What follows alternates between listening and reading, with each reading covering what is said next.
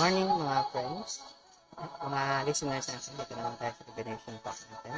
At salamat sa mga, bago lahat, salamat sa mga taong naging na natuloy-tuloy itong talk natin. Dahil sa kanila is naging, pwede natin masabing naging patuloy yung talk na ginagawa. Hindi pala tayo lumihis sa idea natin na divination talk. Kasi yung start, yung talk natin is tungkol sa divination arts. Ito po yan, example na pa rin tayo sa divination arts na talk natin. Kaya lang, binigyan natin ng emphasis na lahat ng divination talk na to, ito yung pinaka-core niya na idea. Yung mga divination skills na yan, ano yan, yung parang palamutik niya. Yung parang mga decoration. Pero yung pinaka talaga, yung sa loob-loob, ito yung inano natin. Kasi yung purpose ng divination arts, divination skills is magbigay ng freedom or liberation sa'yo. Maging free ka sa ginagawa mo. Walang balakid sa ginagawa mo. Kaya nga, may mga Vastu, Feng Shui, astrological chart, tarot cards. Pero yung pinaka-heart talaga niya, pinaka-loob-looban yung sikreto niya, ito yung sinasabi natin. So, baka magtatak kayo, bakit gumagamit tayo ng mga scriptures? Dahil, ando naman talaga yung sikreto niya. Kasi hindi mo ma-separate yung spiritual practice, spiritual science, the divination art. Magkasama. Pag i-separate mo yan, mawala yung pinaka-essence. Maging yan, parang whimsical ang labas ng divination arts. Kaya nga divination tawag yan. Kasi sa word na divination, divine yan. Wala namang divine na makamundo talaga. Okay. So ngayon, bago pa lang lahat, sa pag-start ng talk natin sa pagmamarites natin tungkol sa divine person na tinatawag, si Hashim or si Christian tawag. May mga requirement po ito para hindi ka mahirapan sa makuha mo yung essence niya. Yung requirement po natin, andyan po sa tema ng pinag-usapan natin, forgiveness. Kasi kung wala kang forgiveness, magkakaroon ng yung parang veil ang tinatawag. Yung parang covering, parang kortina sa bahay pa, yung pananaw mo. Hindi mo makita yung kabila. So, ganun yan. So, I suggest na kayo po na nakikinig dito at saka yung gusto makinig, bago pala, mag-start kayo mag-ask ng forgiveness. Kaya nga, yung mga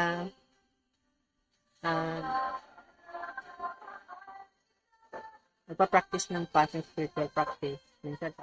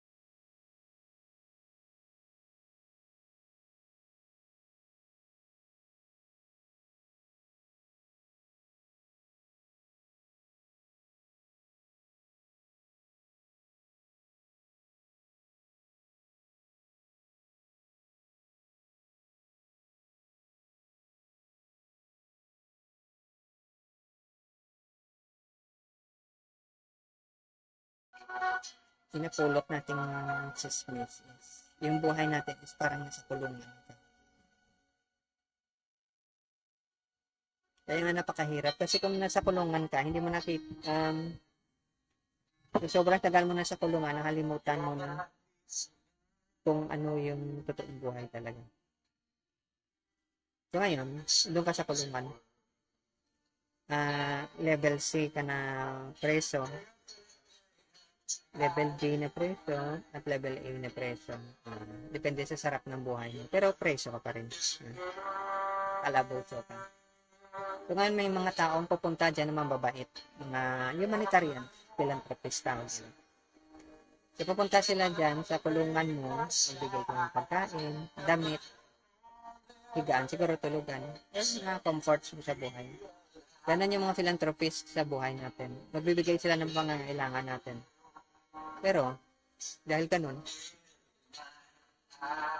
in-worship natin yung mga ganung klaseng tao. Bilib na bilib tayo sa kanila. Pero may isang klaseng bisita sa kulungan. Itong bisita na to may dala siyang susi. So ngayon, wala siyang ibibigay sa'yo. Walang pagkain, walang damit, walang comfort sa buhay. Ibibigay niya lang sa'yo susi. So baka isipin mo, ano may makukuha ko sa susi? Hindi ko naman makakain. Hindi ko naman maibenta. Wala. Pero yung susi na to, ito yung magbukas ng rehas ng kulungan para makalabas ka, maging free ka. Yan yung papel ng mga sadhu. Guru Acharya, mga mystic mentor, righteous tao, balsam text. Ibigay sa yung susi. So, yung susi na to, is, ito yung tinatawag na pagbukas ng third eye. May Shakti Pat. Or, bababa yung Holy Spirit sa'yo, yung tongues of fire. So, ngayon, kasi, ano to, ito rin yung sinasabi nilang hindi makadaan yung mahirapan, mas madali pang dumaan yung camel sa mata ng ng eye of the needle kaysa sa yung mayaman na tao. Kasi yung eye of the needle na yan, yun ang third eye. Hindi madaling pumasok yan. Baka siguro may marami kang experience, marami kang ang dami mo nang pinagdaanan. Akala mo, pwede kang pumasok. Baka magbayad ka ng isang psychic or healer. O may mga process dyan. Pero, hindi ka makapasok kung wala yung susi na spiritual master mo or sadhu. Sila lang ang may susi. May reason yan.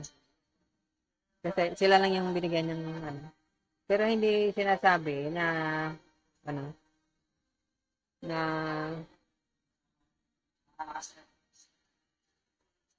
sila yung Diyos. Kasi minsan nangyari, ginawa natin Diyos yung shadow.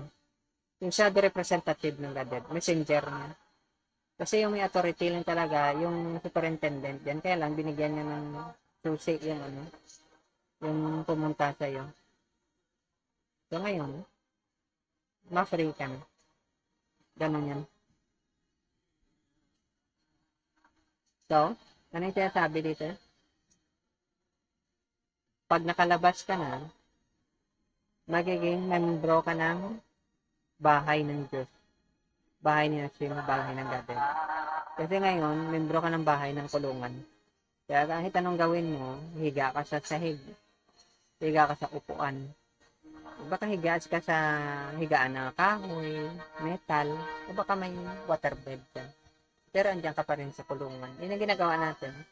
Naghahanap tayo ng way na paano tayo maging happy, maging contented, maging satisfied sa buhay natin. Pero nasa kulungan ka, hindi ka pwedeng maging happy. Carrot and stick ang tawag dyan. Binigyan ka ng isang bagay na parang nag-enjoy ka. In the end, mag-suffer ka. Paano yan? Single ka. Nalungkot ka ikaw mag-isa. Maghanap ka ngayon ng mga kasama, girlfriend, boyfriend, handsome, tall, and dark. Baka puti. Kung masayang-masaya ka, happy-happy, nakangiti ka palagi, lalabing-labing. Pero sa bandang huli, malulungkot kayo. Kasi halos na magkadikit na yung mukha niyo. Pero hindi pa rin kayo ma-happy kasi wala kayong anak. So, ngayon, nag-decide kayo, sige, nagawa tayo ng maraming anak, isang dosena. O, mahigit pa katulad sa kakilala ko. Mga 17 yata sila. Okay. Ngayon, dumami yung anak. Na problema tuloy. Akala nyo happy kayo, may anak kayo. Sabihin mo, ganun talaga yan, yung buhay. Hindi ganyan yung buhay. Carrot and stick tawag yan. So ngayon, matigas yung ulo ng mga anak nyo. Hindi, baka maging criminal pa yan. So ngayon, pinarot and stick ka na naman kasi akala mo happy ka dahil may anak. Kasunod yan, magsasarili na rin sila. Akala mo happy ka na dahil wala na sila. Nalulungkot ka rin. Pero, dahil hindi rin maganda yung pinanggalingan nila, hindi rin maganda yung patutunguhan. So ngayon, dalawa na ulit kayo, nalulungkot na naman kayo. Magka-travel kayo. Pupunta kayo sa ibang bansa. Attend kayo ng mga kung ano-ano dyan, self-help groups. Or pupunta kayo ng simbahan para maging happy kayo. Or, alam mo, punta kayo lagi ng beach. Punta kayo ng mga kamag-anak mo.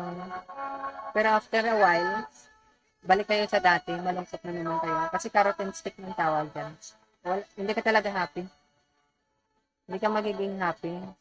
Kung alam mo yung, para kang bata, binigyan ka ng candy. Pagkatapos mo kumain ng candy, wala na yung candy, gutom ka na naman, naghahanap ka na naman ng candy, ganun yan. Pero yung ibang tao hindi matalino, hindi nila alam ganun yung buhay nila. Ikaw na mag-isa. Maghanap ka ng partner mo, galit ka sa partner mo, magkaroon ka ng anak, magalit ka sa anak mo, o may trabaho ka, mas maganda, malaking sweldo. May problema ka ngayon kasi lumubog yung baka barko, lumubog yung katulad ng kakilala ko, lumubog yung barko. Ganon yun. O baka napaalis ka sa trabaho, o baka alam mo yung, pero hindi na ngayon uso yan, yung mga prostitute na akyat sa barko. Pero ewan ko, para sa ibang tao, happy sila sa ganong klaseng buhay. Pero ganun talaga yung buhay ng isang preso, nasa kulungan ka. Kahit anong gawin mo, ang bandang huli, babanatan ka ng stick. Sasakit yung likod mo. Ganun yun. Pero ganun naman talaga kasi wala kang, hindi ka makatikim ng kaligayahan. Kahit masakit yung ending. Sige na lang. Parang ganun yun. Alam mo yung parang camel at saka ano yung hayop na isang hayop na pag kumain sila, sa aso pa lang. Yung aso, kakain niya ng buto. Sarap na sarap siya sa buto. Wala namang laman yung buto. Ganon din yung camel, kakain siya ng tinik. Sarap na sarap siya sa tinik. Wala namang hindi naman pagkain yung tinik. Ganon yung buhay natin. Akala mo naging happy kasi sa sitwasyon mo. Hindi ka talaga happy. Napapagod ka nga minsan. Pinapagod ka. Pinapagod ka. Ikaw mismo pagod sa sarili mo. Saka iisip ng problema mo. Pagod ka sa partner mo. Baka wala. Alam mo na. Para may kulang. Pagod ka sa mga anak mo. Ang daming hinihingi. Very demanding. Alam mo yung ganun? Sumisikip yung bahay. Parang ganun. Pagod ka sa trabaho. Ganun yan. Yun yung gustong ipaintindi sa atin ng mga shadows. Bakit siyang ka? Bakit nasa kulungan? Bakit gusto mo yung kulungan? Matalino ka namang tao. Believe ka naman sa sarili mo dahil ang dami mong alam. Madiskarte ka naman. Bakit nakontento ka sa kulungan? Umalis ka dyan, matalino ka naman pala. Ganun yun. So, ito yung susi. Bibigay ko sa yung susi. Bahala ka kung ibenta mo to, itago mo, pabayaan, bahala kung anong gawin mo. Basta may susi ka. Kung gusto mong lumabas sa kulungan na yan, pwede kang lumabas. Pero ibang tao, kahit nabigyan mo ng susi, ayaw nilang lumabas. Alam mo yung ganon? Nagtitiis ka. Akala mo yung kasi ganito yung baloktot yung idea natin ng love. Yung idea natin ng love is carrot and stick. Yung love na masaya ka sa una, nagtitiis ka sa bandang huli. Hindi ganun yung love. Kasi yung pamamahal, wala kang pinagsisisihan kahit na konti lang. Pagmamahal na yung tawag dyan. Pero yung ibang tao, hindi nila naintindihan yan. Ganun talaga yung pagmamahal. Walang ano. Kaya nga, tutulungan ka ng shadow. Sana makakita kayo ng shadow. Righteous na tao. Na mabuksan yung kulungan. Kasi kung hindi ka mabuksan yung kulungan mo, mamamatay ka na lang, nagsisisi ka. Bakit ako lang mag-isa? Bakit hindi ako nakahanap ng partner na handsome, tall, and dark? Baka puti. Mahaba yung binti, sabi nila. Magaling mag-dribble, ganun, basketball player.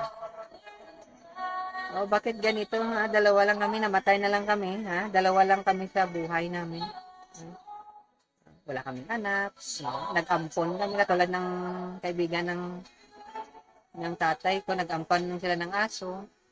Pero, nagkasakit yung lalaki, nagkasakit din yung babae. Kasi, yun, hindi yun maka-feel ng, talaga yung longing sa love. O di kaya, meron ka, ang dami yung anak.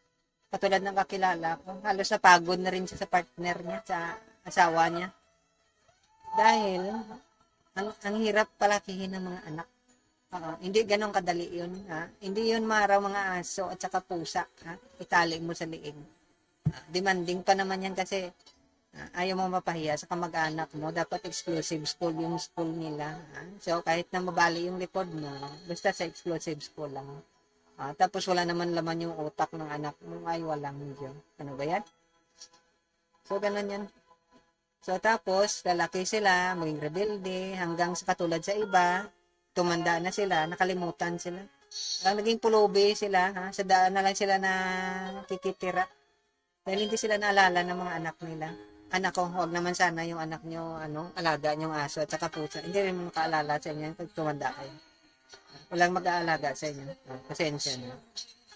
Kasi sa inyo, hindi naman ako against sa mga alagang hayop. Kasi may kakilala akong maano sila ng mga hayop. Tumutulong. Foreigner yun. So, hindi naman ako against sa ganyan. Okay naman yung mga ganyan. So, ngayon, ganyan yung mangyayari. So, magdidepende ka sa kamag-anak mo. Ampunin mo yung kamag-anak mo. Pero yung kamag-anak mo, hanapin niya yung totoo niyang magulang. Iiwanan ka rin yan. Kahit anong sasabihin mo, ganun pa rin yung mangyayari. Carrot and stick yung labas. So, ganun kalungkot yung buhay.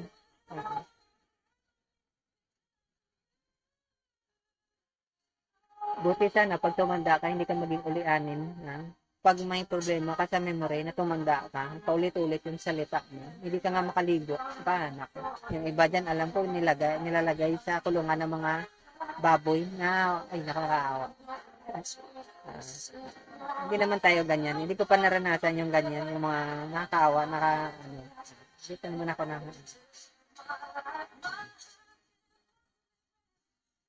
So, ganun yan. So, yung shadow, nasa humingi ka sa Godhead na bigyan niyo po sana ng liwanag yung buhay ko. Bibigyan niyo sa yung shadow. Yung shadow, dadaan yan sa harap ng bahay mo. Ibig sabihin, dadaan yun sa buhay mo. Ngayon, malas mo lang kung hindi mo talaga siya hindi mo ma-take advantage yung presence ng shadow. Kasi yung suffering sa buhay mo, hindi titigil yan. Naging preso ka habang buhay. Walang kwenta yung buhay mo. Alam mo yung nabuhay ka lang, puro suffering. Puro takot. Puro kalungkutan. Frustration. Parang gusto mo na magpakamatay. Tapos, kalamain mo yung sarili mo. Baka ganun talaga yung buhay. Hindi to. Hindi ganun ang buhay. Kasi yung buhay, hindi yung buhay sa mundo Iba yung makamundong buhay. Hindi dapat malungkot yung buhay. Kasi tayo po, based sa ancient writings, naka-design tayo na mabuhay sa bahay, o tawag nila Eden, garden. Masaya, walang katapusang kaligayahan. Pero dahil sa kalokohan din natin, naging preso tayo. Dahil sa may nagawa tayong katarantaduhan din. Ganon yan. So, nawala yung totoong kaligayahan sa buhay natin. So, ngayon, yan ang sinasabi dito. Once na mag-accept ka ng isang guro or shadow, makikita mo yung totoong buhay. Hindi naiintindihan mo na bakit ganon yung buhay. Bakit yung ibang tao, kahit gusto nilang masaya, yung buhay nila, wala silang kasiyahan. Kasi hindi nila nakikita talaga. Yung shadow yung mapakita sa yun. Yung spiritual master mo or ano. Pero, ang requirement yan, siyempre forgiveness. Yung isa is na dapat wala kang kasi sa mga secret fraternity ng mga shadow, walang sinungaling din. Wala kang itatagong sikreto. Ilalabas mo lahat. Kasama na yung kaluluwa mo, ilalabas mo. Kasi pag may tinatago ka pa, para kang preso, may tinatago kang kasalanan, kalukuhan ginagawa, hindi kanya matulungan. Kasi bigla kang lilihis yung landas mo. Biglang maiba yung direksyon mo. Ganun yung mga kahit sa lahat ng relationship sa mundo, pag may secret kang tinatago, kaya nga bawal yung secret. Tawag sa kanila secret fraternity. Kasi walang secret yan. Pag may sekreto ka sa sarili mo, hindi ka pwede dyan. So ngayon yung mga membro ng federasyon na yan, wala silang sekreto. Once may sekreto, kung hindi ka nila papasukin, wala mag-sponsor sa'yo na sabi. Kasi yung mga sinungaling, hindi pwede dyan. Dapat ilabas mo talaga lahat-lahat. Wala kang itatago. Once na nailabas mo na lahat, para kang, alam mo yung tsa, mahilig tayo sa tsa eh. Puno yung baso mo. Bago ka mabigyan ng gatas, itapon mo muna yung tsa, o inumin mo muna yung tsa mo. Saka kabigyan ng gatas. O may isa pang way, ink daw, yung ink, lagyan mo ng gatas para matanggal yung ink. Ganon yun. So, ganon tayo. So, para sa inyo na nakikinig kayo dito, alam ko, ang tingin nyo sa sarili nyo matatalino. Kayo, nalaman kayo, alam. Pero, i-prove nyo sa sarili nyo, kung talagang matalino, lumabas ka sa kulungan. Lumabas ka dyan. Ilabas mo yung lahat ng, pati yung mabaho mo, paa, ilabas mo. Pwede mo may almoranas. Alam mo yung gano'n. Ilabas mo lahat. Saka pumasok ka sa katotohanan. Hindi ko sinabing sumama ka sa bawang religion. Iba naman. Maging totoo ka sa sarili mo. Dapat alam mo kung ano yung bagay. Kasi hindi ka naman ipinanganak para maging miserable yung buhay mo. Para ang dami mong frustration.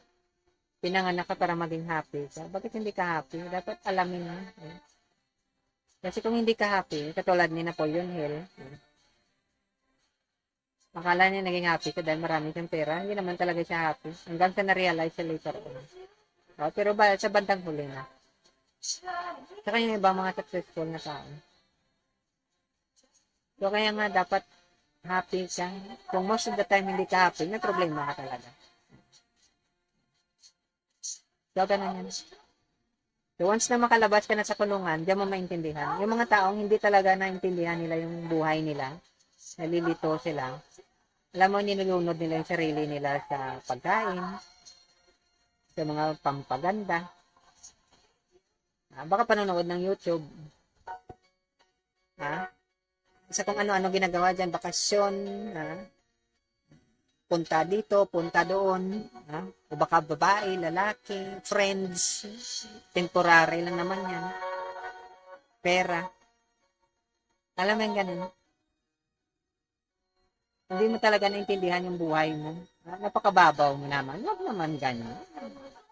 Napaka-cheap naman ang ganung klaseng buhay. Dapat malalim yung kaligayahan mo. Hindi yung yung Parang panandalian, isang linggong pag-ibig. Wala namang ganun sa isang linggong pag-ibig. Pangit naman ang ganun. Bitin ganun eh. Huwag kang pabitin-bitin. Ha? Dapat, ano ka talaga yung all the way down, yung sabi nila. Maligo ka na.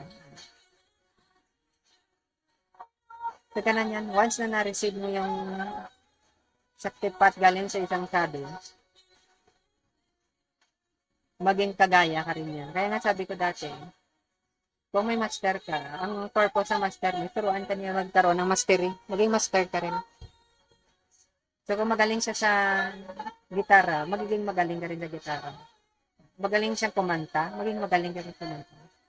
Magaling siyang sumayaw, maging magaling ka rin sumayaw. Artist ka, maging artist ka rin. Kung magaling siyang magmahal, magaling ka rin magmahal. Kaya nga, sabi ko, bago ka pumasok sa mating game, sa isang relasyon, dapat mayroon kang dumaan ka sa master game. Sa isang shadow or direct, or spiritual master. Kasi pumasok ka sa mating game, o sa isang relasyon, hindi mo na-develop yung mastery, preso ka, nahirapan ka. Kaya yung mga preso, once lumabas sila, laya sila, nahirapan sila maghanap ng trabaho kasi ibang-iba sila. Parang, sila, naive ang tinatawag. Ganon yung mga tao na hindi dumaan sa master game, pumasok sila sa relationship, naive yung relationship nila. Nakakatawa nga, kasi hindi nila alam kung anong ginagawa nila. So, sa bandang huli, mag-aawayan sila. Baka magpatayan, wag naman sanang ganun. Hindi naman ganun yung parts ng pagmamahal. Frustrated ka. Kasi nauto ka, akala mo nauto mo yung tao, ikaw yung inato. Ganun yung nangyayari. Yung ending mo, gusto mo magsisi, parang ayaw mo. Kasi wala ka namang ibang pwedeng magawa. Alam mo yung nahulog ka sa pamunoy, parang gusto mo malis, di ka makalis. Ganun yan. Kaya ngayon iba, grabe yung may depressive na experience sila. Alam mo yung akala mo, ito na yung forever mo. Tapos, ito yung nalaman mo. Parang gusto mo magpakamatay. Gusto mo magsising, sana hindi lang ganito. Pero wala ka rin magawa. Kasi hindi ka nag-undergo ng training ng isang sabi. Spiritual master. Hindi ka dumaan sa masusing pagsasanay. Kung baga yung binili mong alahas, puwet ng baso, huwag naman na ang puwet, okay lang kung maganda yung puwet mo. So, ganun yan, puwet ng baso, hindi diamond. Dapat maging magaling ka. Diamond yung hanapin, hindi puwet ng baso. Kaya hindi yun nakikita lang sa panglabas. Yung mga puwet ng baso, panglabas lang yan. Hindi yung pangmalaliman. Kasi pag naipit yan, yung puwet ng baso, mababasag yan. Yung diamond, hindi mo yan basta-basta. Kailangan ng pressure na masyadong mataas. Ibig sabihin, hindi nagbabago yung ugali. Hindi nagbabago yung pagkatao. Yung kadalasan na makita mo, nagbabago yan. Alam mo yung walang pera, nagsasabong yung kilay, naiinis. Ang daming problema, may sakit sa bahay, may nakitang nakasamang iba, ay patek ang bata. Huwag kayo magpatayan, hindi maganda yan. Maghanap ka na lang ng bago. So, ganun yan. Kasi hindi ka na-train, hindi ka marunong. Alam mo yun sa manok, sa sabong sa manok. May mga klase ng manok na pag ginawakan mo, talaga sila. Tapos may itsura talaga yung manok na palaban.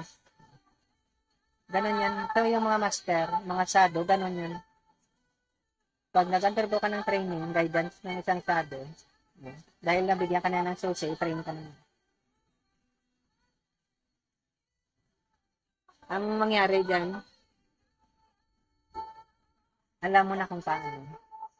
So, ibig sabihin, hindi basta-basta yung taste mo. Mataas yung panlasa mo. Ganun. So, hindi ka basta-basta. Alam mo yung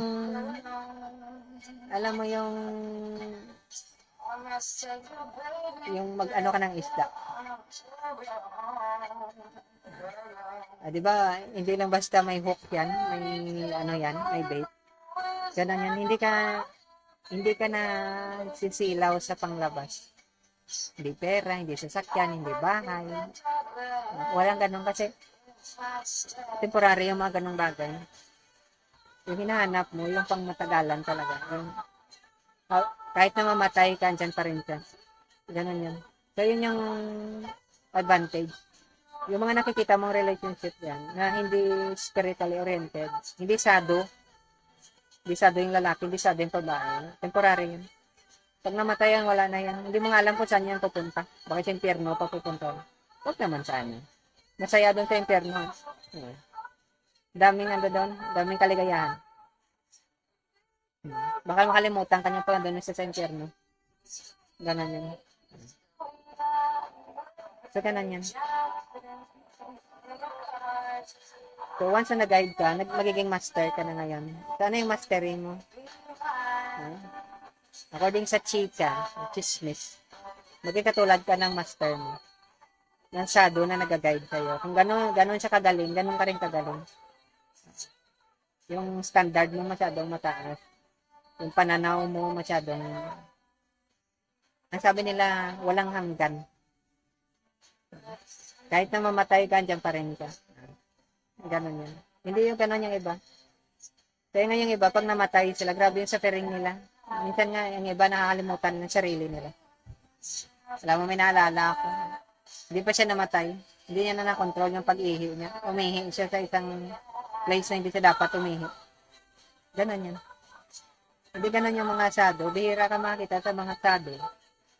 Yung mga spiritually trained na tao na ganon. Hanggang sa last ng buhay nila, very ano pa rin yan, yung discipline nila sa sarili, hindi nawawala. Yung memory nila andyan pa rin. Napakalakas ng memory nila. Kaya nga alam mo kung mahina yung isang tao kasi unti-unting nawawala yung mga qualities niya na hindi mo dapat makikita sa kanya. Sabi nila ganun talaga daw, ha? Baka dinudugo yan. Hindi ganun. Wala. Hindi nagbabago yan. Ganun yan. So, ganun. Appear. Yun ang sabi sa Colossians. Maging katulad ka rin yan. So, kung ikaw, Ma'am Shibe, si Red, ate matanda at kabata, maghanap ka ng partner mo. Yung sado. Yung na-train ng master. Duman sa master din. Kasi mahirapan ka rin sa bandang huli. Magiging impatient yan tayo. Mawala yung ano niya.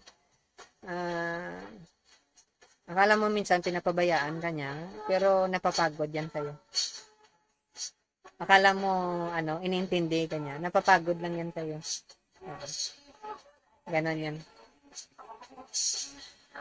So, ganon din yan sa babae, ha? Kayo mga handsome, tall and dark na mga guys yan, magaling mag-dribble, mga basketballista.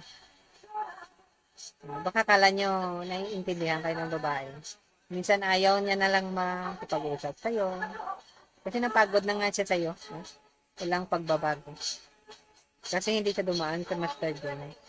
Pumasok siya sa meeting game na wala siyang mastery sa master game. So ngayon, parang alam mo yung mas mabuti pang naging friends na lang sana kayo.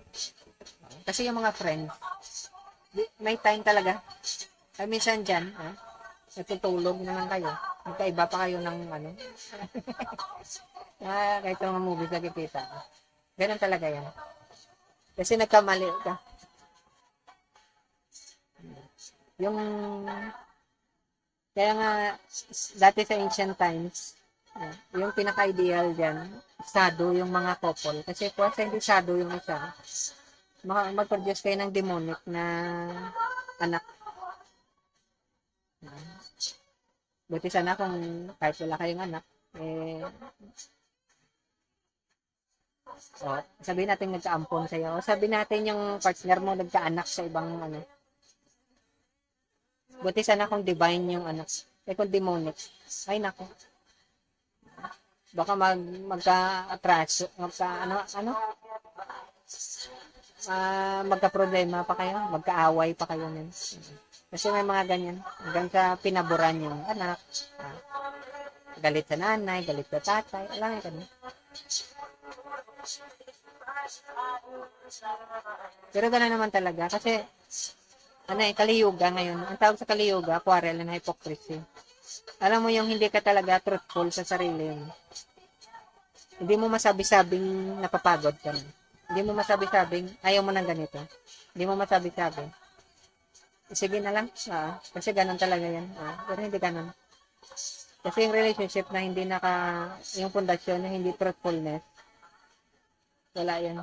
Kaya nga dapat, bago ka pumasok sa mating game, dumaan ka muna sa master game kasi, bukas lahat. Para kang salamin. Para kang transparent na kristal. Nakikita yung kabuuan. Wala kang tinatago. Napakahirap ang kasi ibang tao takot sa ganun. Alam mo yung ikaw, bukas na bukas ka, tapos siya, ang dami niya kinatago. Ganon yan. So, may mga tao na nagpabuti pa sa kanila mamatay. Huwag mo lang malaman yung tinatago nilang mabaho. Skeleton in the closet. Pero hindi nila alam na pag once na nabuksan ng sabi yung third eye mo, Holy Spirit ka, yung kasiyahan mo, yung peace mo, yung contentment mo, walang katapusan yun. Padagdag ng padagdag. Ikaw lang yung mapagod. Alam mo may kasabihan dyan, yung isang saint sabi niya, ma-realize mo later on, yung Diyos, hindi napapagod sa pagbigay sa'yo ng pangangailangan mo. Ikaw lang yung napapagod sa pagtanggap. Ganon din yung mga sabi. Once na na-bless ka ng isang sabi, ma-realize mo na yung totoo palang buhay, wala katapusan. Ikaw lang yung mapapagod. Alam mo yung kumahilig sa pagkain, ikaw lang yung mapapagod sa kangunguya, sa kakain. Kasi yung pagkain, walang katapusan. Ganon din yan. Yung relasyon sa pagmamahal, kapwa natin. Ikaw lang yung mapagod. Minsan magtatanong ka, anong klaseng tao to ba? Tao pa kaya to? Parang hindi naman nagagalit to. Parang hindi nagbabago yung ugali mo. Kasi ganun talaga yung free na tao. Yung free na tao, hindi yon subject sa materialistic na qualities. Wala yun. Ibang klase yan. Parang nga sila, parang hindi tao. So, ganun yung sinasabi sa Corinthians, walang katapusan. So, kaya pala yung iba na pumapasok sa federasyon ni Hashem o ng Godhead, ayaw nang lumabas. Kasi masaya pala yung buhay doon. Isipin mo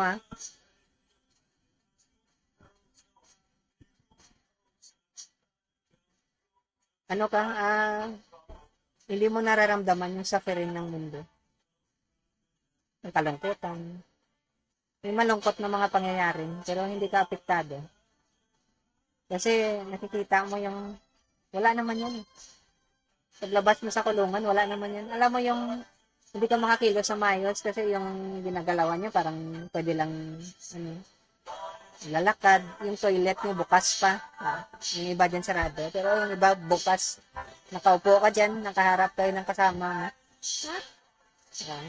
mo. Dati sanay ka mag-toilet ka, tagong-tago ka. Ayaw mong pakita yung mga, alam mo yung makinis mong balat. Yung katawan mo, katago mo. Ngayon, sa kulungan ka, kawawa ka naman. Ano ba yan? So, ganun yan. So, hindi mo talaga ma-experience yung ganun. Huwag naman sana kayong katulad sa iba dyan na sa partner niya, takot pa siya ipakita yung katawan niya. Kailangan patay yung ilaw. Huwag naman ganun. So, ano ngayon yung pakiramdam mo? Kung namit mo yung isang sado, binigay sa'yo yung susi. sa Eye of the Needle. Yung Eye of the Needle, yun yung tinatawag na 10th door, yung ikasampung pintuan. Minsan mababasa mo yan sa sulat ng mga ibang mga mystics. Pero hindi yan sila makapasok kasi hindi shadow yung nag-guide sa kanila. Nakapunta lang sila. Shadow lang yung may authority. So, papasok ka sa Eye of the Needle. Okay. So, ngayon, pag naka-root and stick ka, ibig sabihin, nakatali ka sa kasalanan. Kasi ang ending mo, suffering. Once na na-experience mo, na ending ng ginagawa mo, suffering, nakatali ka sa kasalanan. May ginagawa kang hindi mo alam na mali. Pero, dahil hindi ka na, wala ka namang kaalaman, pero feel mo matalino ka. Ang nangyari, hindi mo alam yung mali yung ginagawa mo. So, ngayon ang mangyari dyan, magsisisi ka sa ginawa mo. Alam mo, parang bumili ka ng isang alahas, naloko ka, akala mo diamond yung nakalagay sa sing-sing, pwede pala ng baso, mahal-mahal pa naman. So, ganun yan, kawawa ka naman. Bakit naman nagkaganon? So, ganun yung sinasabi sa Romans, Book of Romans sa Bible na sinasabi nila. Ha? Makarating stick ka kasi yung ending mo kamatayan. Hindi kamatayan na basta lang physical na kamatayan. Parang may namatay sa'yo. Alam mo yung nagmahal ka sa isang tao. Dahil hindi ka nakaduman sa master game, hindi ka nga na-train ng sabo. Na-prostrate ka ngayon. Kasi akala mo ikaw lang mag-isa, dalawa pala kayo. Parang kang namatay. Parang kang namatayan yung bahay niyo. Yung kasama mo hindi naman na-train ng shadow yan. So, hindi siya ganun ka-develop. So, ganun. So, ganun yun, parang kang namatay. Inoferan ka ng trabaho. Tapos, na-disgrasya ka sa trabaho. Hindi mo nakuha yung pera na kinakailangan mo talaga. Para ka namatayan. Kawawa ka naman. Ganon yan. Gustong-gusto mo maraming anak. Nagkaanak ka nga. Mga basagulero naman. Ang daming bisyo. Addict pa yung iba. Nako. Alam mo yung ganon? Nahulog pa yung iba mong anak. Alam mo yung ganon? Para kang namatayan. Ito na yung sinasabi sa Romans. Dahil sa may nagawa kang kasalanan, para kang namatayan. Hindi kompleto yung buhay mo. Pero, kung may shadow sa buhay mo, mabless yung buhay mo. Kasi nakikita mo yung katotohanan. Na ang buhay pala hindi ganun. Huwag ka namang mababaw. Kasi mababaw na klase kaligayahan yun. Parang nagbayad sa prostitute, panandalian lang yung kaligayahan. Pero yung iba hindi nila alam na ganyan. So, pinagtitiisan na lang nila. Kasi ang hirap kasi mag-umpisa ulit. Alam mo yung takot ng ibang tao, mag-umpisa siya ulit. Alam mo yung 10, 20, 30 years na kayo sasama, bigla mo na lang na-realize para mali at yung pinatok mo. So, hindi mo matanggap-tanggap yung ganun. Nakakaawa ka naman. Wag namang ganyan. Pero ganun talaga yung buhay. Minsan nauuto ka ng sarili mong pag-iisip. Akala mo tama, yung decision mo mali pa. So, ngayon, ang nasabi dito, sa Ephesians, pasensya na kayong pro Bible, Kasi gusto ko munang sabihin yung idea, gamit yung pinaka-common natin na kaalaman yung Bible. Ganun yan. Pinaka-common lang para makuha natin agad. Kasi, next, pupunta tayo sa Bhagavad Gita. At saka sa Quran. Kung may time pa. So, susunod. Okay. So, sabi sa Ephesians, bibigyan ka ng gift ng sabi. So, ito yung Shaktipat. Ito yung ano, pagbukas ng third eye. Hindi mo to magawa. According sa Ephesians, sa sarili mo lang. Yung iba, gusto nilang buksan yung third eye. Gusto nilang matanggap yung Holy Spirit sa kanilang paghihirap. Magbayad sila, buksan sila ng sidekick. Hindi pwede ganun. Kailangan magtiwala ka sa isang sado. Kasi sa pamaraan lang ng sado, Scripture Master, Guro, Charya, or mentor mo, na mabuksan yan. Walang ibang paraan. So ngayon, mararamdaman mo unti-unti yung totoong kaligayahan, yung totoong pagmamahal mararamdaman mo. Hindi mo yan mararamdaman sa makamundong buhay mo. Kasi yung makamundong buhay mo, walang spiritual guidance yun. Parang unggoy yan. Parang palaka. Palundag-lundag. Palundag sa isa, napagod sa isa, lundag ng sa isa, napagod sa isa, palundag sa isa. Kaya nga, according sa study, wag naman. Hindi naman lahat. Pero yun ang study. Isang beses sa buhay mo, magkasala ka talaga. Lalo na pag nasa relationship ka, magkasala ka. Ganun yan. Yung sinasabi naman, yung ano naman ng mga sado, para hindi ka magkasala, kailangan mo ng blessing ng sado. Yung skeleton key na bibigay niya sa'yo, tanggapin mo. Kasi, dyan mo lang makikita yung totoong relasyon na pinapasok mo. Wala nang ibang way. Pwede ka mag one night stand. Ang dami kong alam dyan, one night stand. Huwag mo nang tanongin yung pangalan, baka kasi nakilala mo, baka hanapin mo to. Okay. Ganon yun. So, ipapasok ko ng sado. Ayan, kasi papasok ko sa secret fraternity. Fraternity ng mga marites. Marites sa, fans club to. Magmamarites ka. Tuturuan ka ng sado, paano ka pumasok sa isang relationship. May karelasyon ka ngayon, ipapasok ka niya sa isang relationship na hindi ka magsisisi.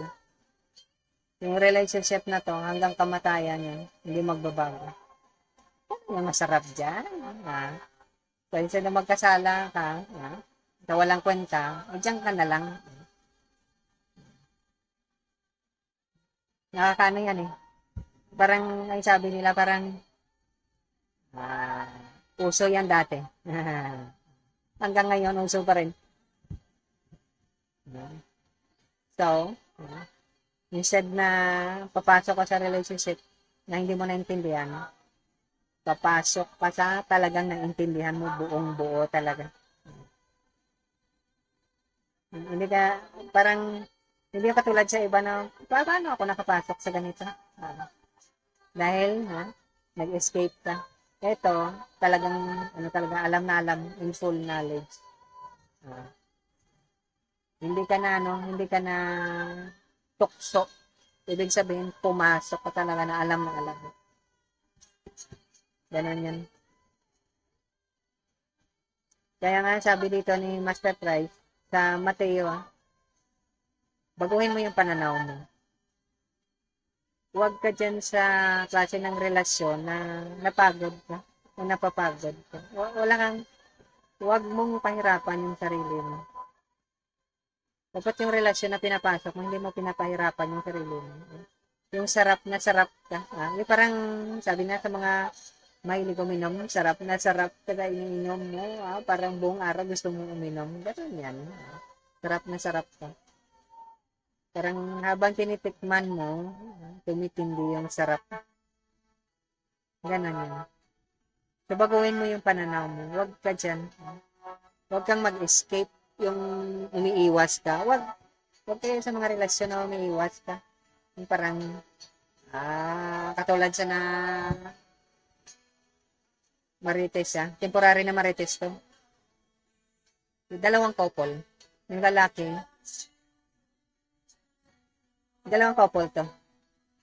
Yung lalaki sa dalawang couple, pulis. Yung isa yata, yung asawa, pulis din, yung isa hindi. eh, nagkarelasyon. Naku, nalaman ngayon. Patay kang bata ka. Ay, yung place pa naman na pinangyarihan ay sa isang sakay lang, mula sa tinitiran ko.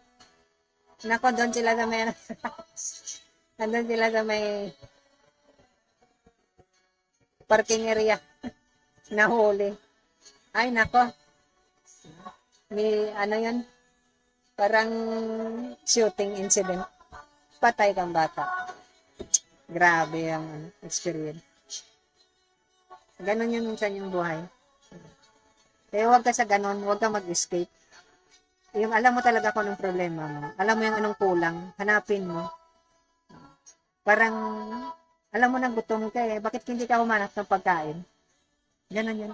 Alam mo na uhaw ka, bakit ka hindi ka humanap ng tubig para uminom ka? Ganon yun. Ganon yung point ng Federasyon ng mga Marites ni Hashim. Dapat alam mo kung ano yung kulang, hanapin mo talaga. Kasi huwag mo lakuin yung sarili mo, alam mo naman may kulang. Hindi mo pa hanapin. So, ganon yan. Hanapin mo. At saka humanap ka ng ano, ng ayos. Alam mo yung naghahanap ka ng makasama sa buhay. Tapos ang dami mo na nakarelasyon. Isang linggong pag-ibig. Eh, hanapin mo na talaga yung maayos.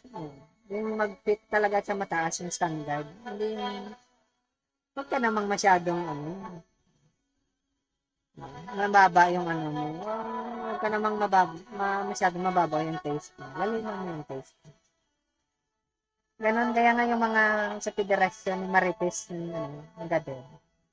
Yung mga chinichika nila, matataas na uri dyan. Hindi sila nagchichika ng mga walang kwentang. Alam mo yung ganon, hindi sila pumapatol sa yung mga bagay na sa bandang huli, magsisisi ka na naman pala. Eh, wag na lang. Kasi walang sisihan dito. At saka, dito, pag sumali ka, sa Federasyon ng Marites ni Hashim, hindi ka magsisisi. Kaya nga secret paternity ito. Walang secret. At saka, pag nakasali ka, wala nang labasan yun. Pasok na pasok talaga. Ibig sabihin,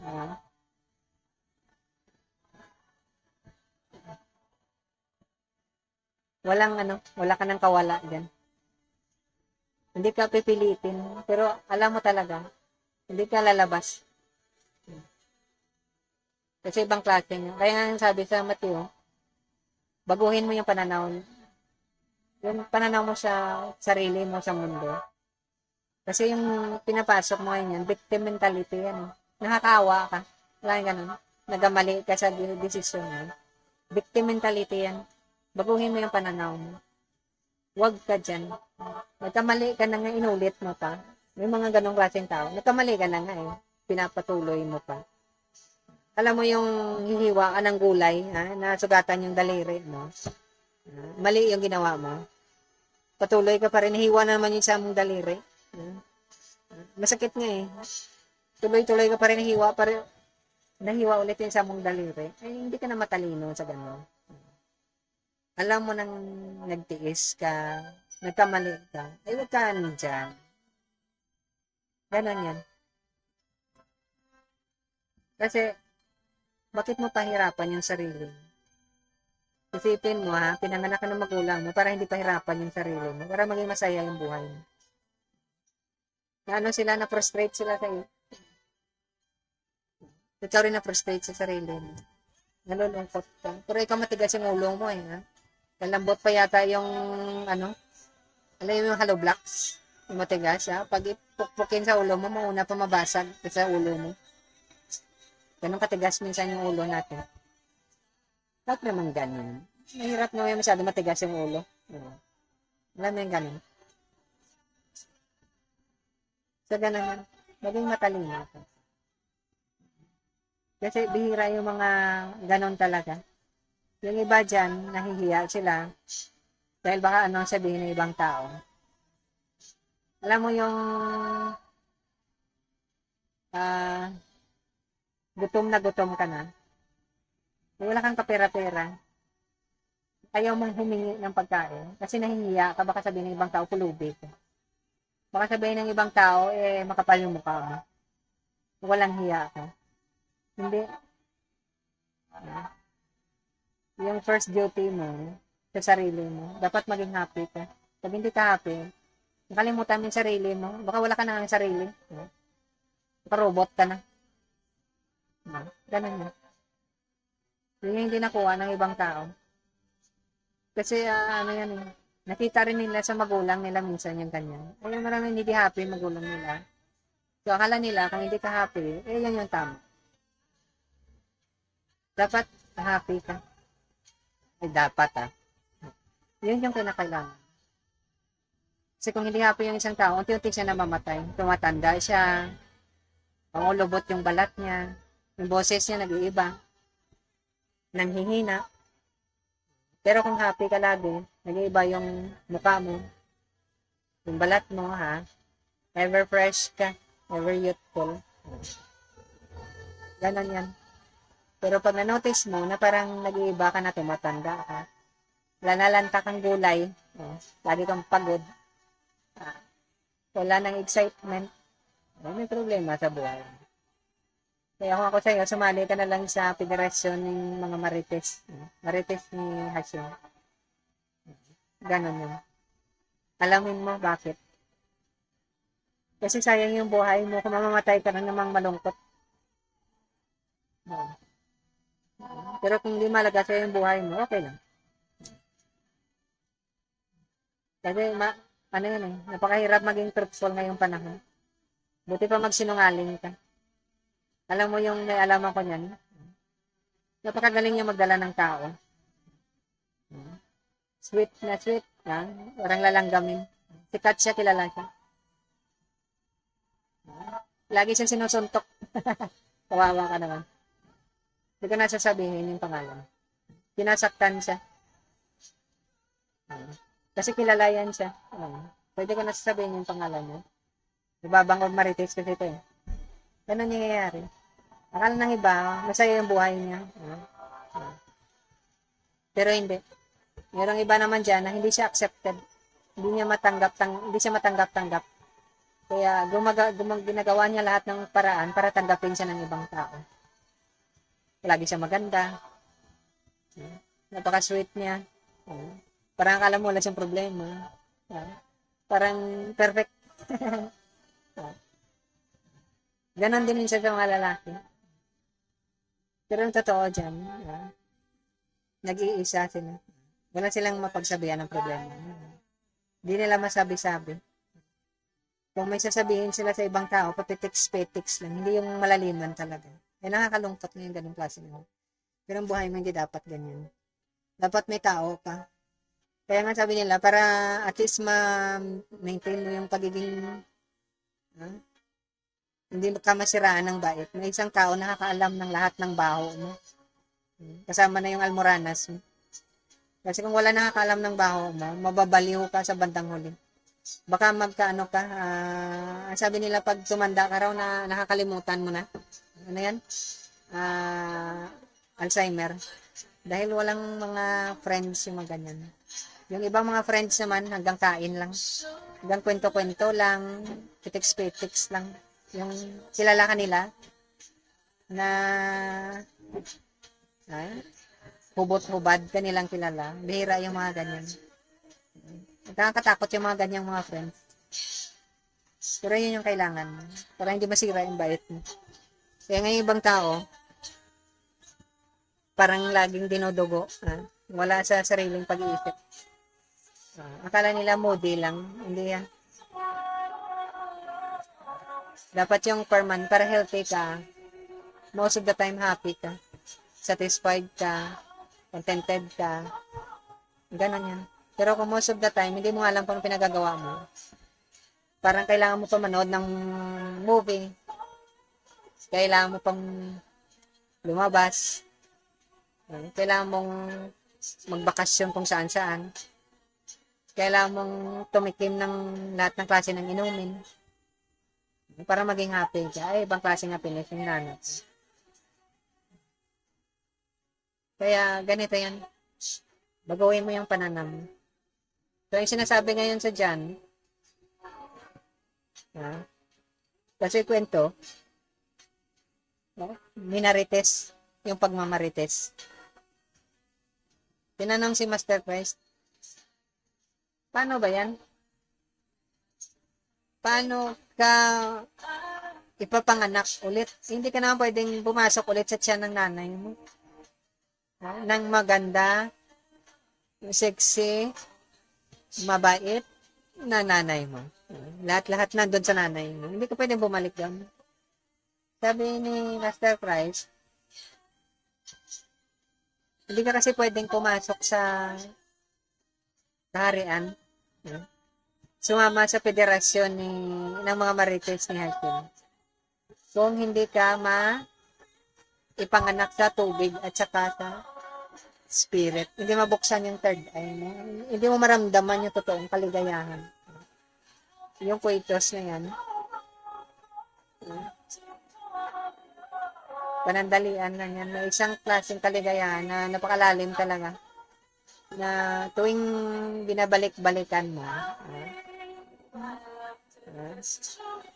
ibang klase yung kaligayahan. Sarap ka. Every time na binabalikan mo, parang ulitin ko nga ulit. Ganun yan. Yung kweitos na yan, 5 beses yan para mamamatay ka na kung lalaki ka. Kung babae ka, baka kulang pa yung 10. Pero, walang forever dyan. Ganon yan. Yung paghahalik na yan, ilang oras lang yung pinakamatagal yun. Wala namang 1 buwan na halik na, hindi na nga kakain yun. So ngayon, yung sinasabi dito,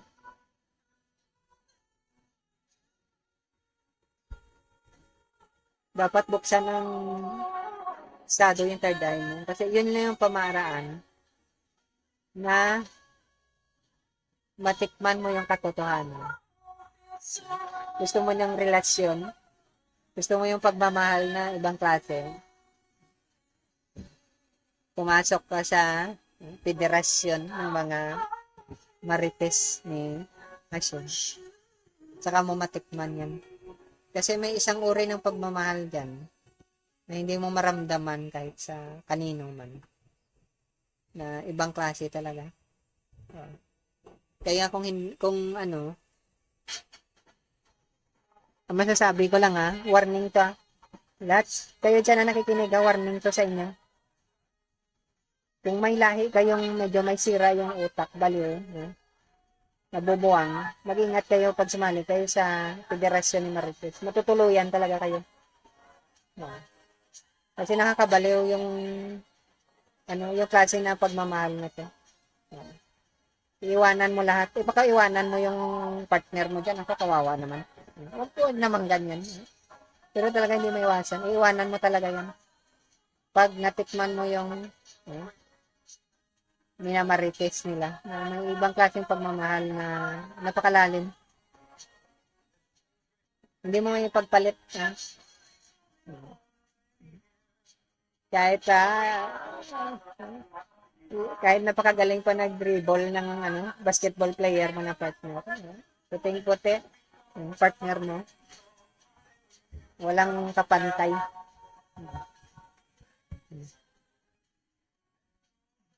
Ganon yan. So, ganon yung sinasabi din sa John. Eternal to, walang katapusan. Parang immortality.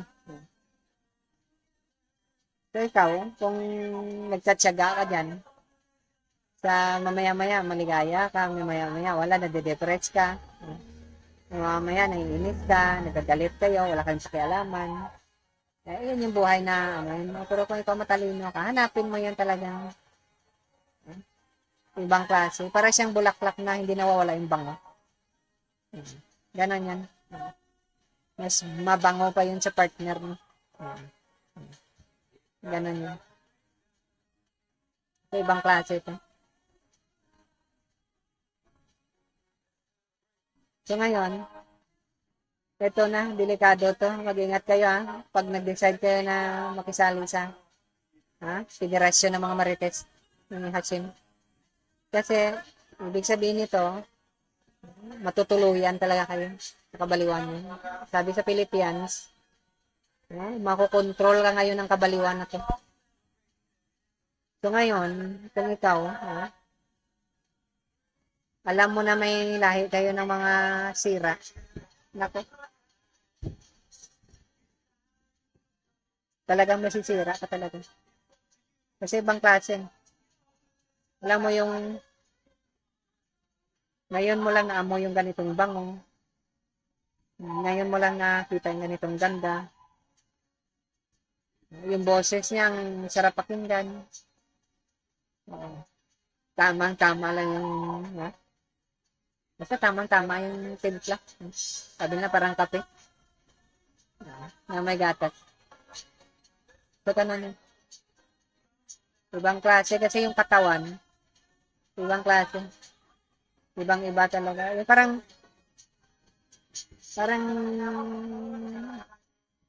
gusto mong hawakan, parang ayaw mo. Kasi baka madumihan. Parang ganun yung sinasabi dito. Kaya nga yung yung nakikita mo lang, tama na sa'yo. Wala ka namang gagawin, titingnan mo lang. Kasi ibang klase yung effect sa'yo. Parang sa sobrang linis niya, ayaw mo madumihan. Sa sobrang ibang klase. Kaya nga, yung sinasabi dito sa Psalms, yung mga naka-rotten stick, yung malungkot yung ending ng buhay nila. Impyerno yung buhay nila.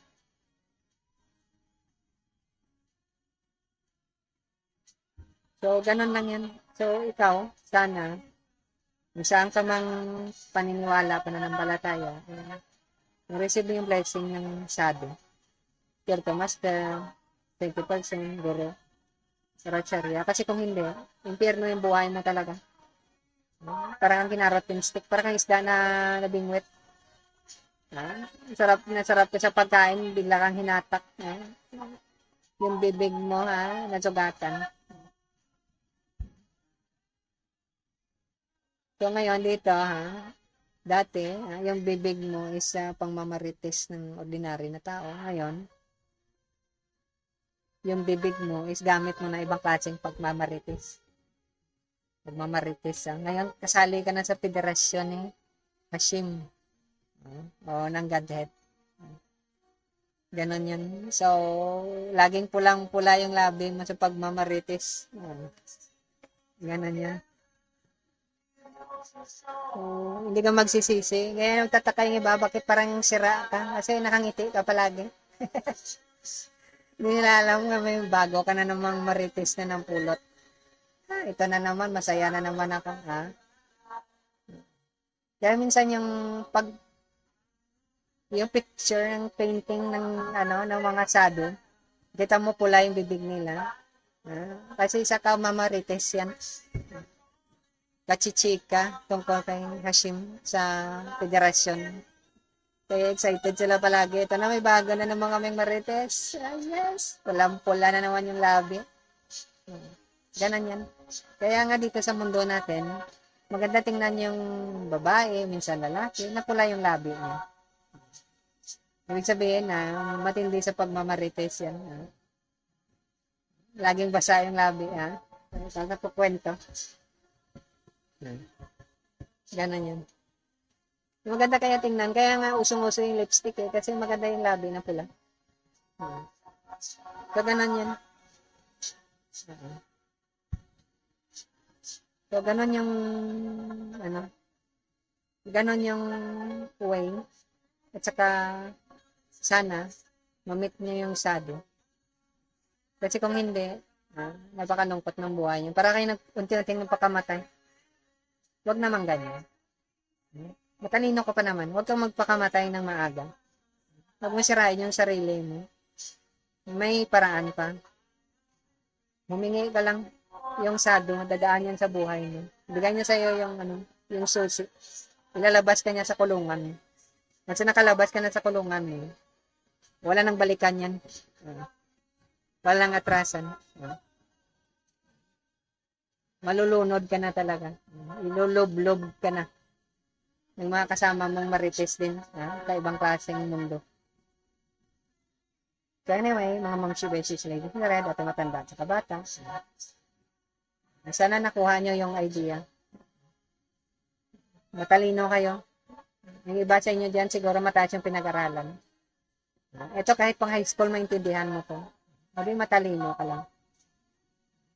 Pag naka-rotten stick ka, alam mo yan. Kasi nagsisisi ka sa bandang huli. Hindi ito yung mundo na gusto ko.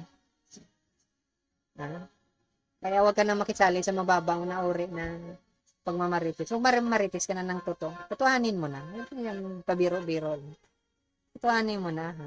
Maligo ka na ng gusto. Ha? Tumisid ka na. So, ganun yan. So, salamat mga tagapakinig, mga mamsi, beses, ladies. Direto matanda sa kabata. At kayo din, mga handsome guys. Sa inyo mga magagaling mag-dribble yan. Mahilig sa sports, lalo na sa basketball. Yung magaling mag-shoot. Okay. So, ito rin. Pag-isipan nyo. Dapat sa tamang team kayo. Huwag kayong maglaro sa maling team. Sa tamang team. Makisali kayo sa tamang team. Yung mga magagaling kayo mag-dribble. At saka mag-shoot. Okay, so dadagdagan na lang natin ito sa susunod. I hope so may napulot kayo.